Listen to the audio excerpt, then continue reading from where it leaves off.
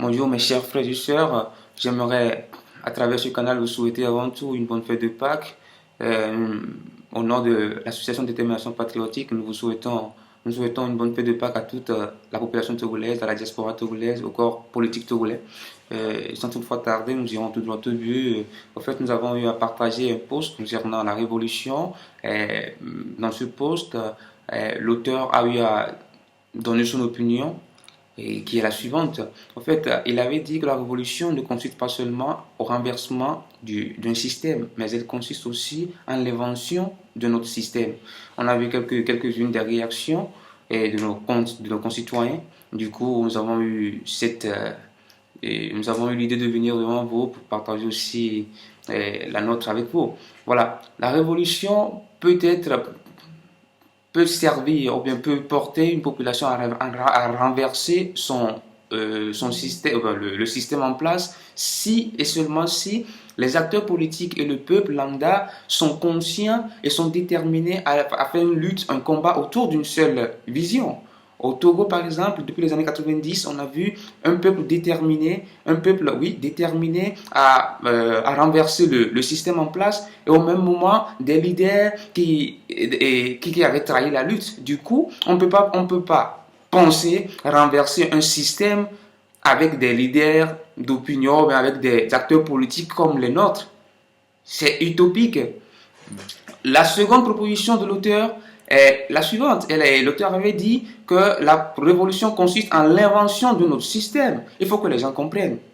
Depuis les années 90, comme je venais de le dire, nos opposants nous ont trahis. On a vu le cas d'Agboibo, on a vu le cas de Zikris Olympio, on a vu le cas de Kofigo, on a vu le cas d'Agboyome, et dernièrement avec Jean-Pierre Fabre. On ne peut plus continuer de la sorte. Les mêmes causes produisent les mêmes effets. Du coup, il est très important d'inventer une autre révolution. En quoi cela sert-elle, l'invention d'une autre révolution? Cela sert à sensibiliser la nouvelle génération, à les motiver, à les stimuler, à les éduquer, en telle enseigne que pendant 10 ans, dans une période de 10 ans, de 15 ans, la population sera mûre politiquement et saura la raison même de sa lutte.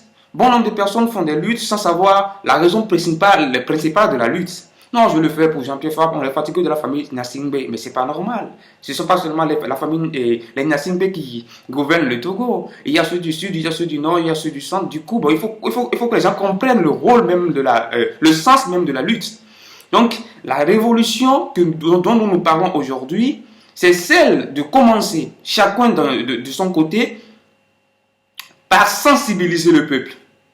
Laissons de côté ces faux opposants qui travaillent avec le pouvoir en place. Du coup, s'il y a un autre parti politique, une société civile, comme moi je le disais toujours, notre premier adversaire au Togo, c'est l'opposition, puisqu'ils ne sont pas des vrais opposants. Ils travaillent avec le pouvoir en place. Du coup, s'il y a une société civile sérieuse, s'il y a un parti politique sérieux qui vient, les vieilles oppositions qui sont là et qui travaillent avec le pouvoir en place chercheront à mettre du bâton dans les roues. Du coup, il faut que les gens prennent conscience. Nous sommes appelés maintenant à former la génération. Nous sommes appelés maintenant à changer notre stratégie. Nous sommes appelés à inventer une nouvelle stratégie afin que le régime en place comprenne que nous ne sommes plus au 15e siècle, mais nous sommes au 21e siècle et que nous sommes vraiment fatigués du régime et que nous voulons le changement, nous voulons l'alternance. Merci beaucoup et je laisse la parole à mon vice-président Kemit. Oui, merci beaucoup.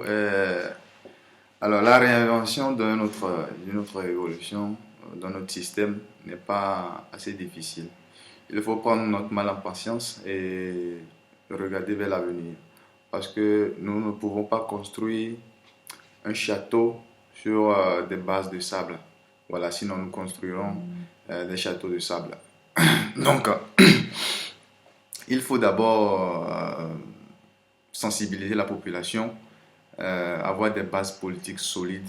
Et de là, nous pouvons parler de politique à l'échelle nationale et pour un avenir assez meilleur pour notre Togo.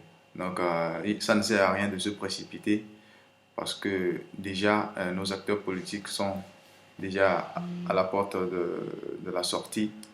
Et ça revient à nos générations futures, générations présentes, de nous forger nos frères et sœurs, forger nos populations pour un Togo meilleur.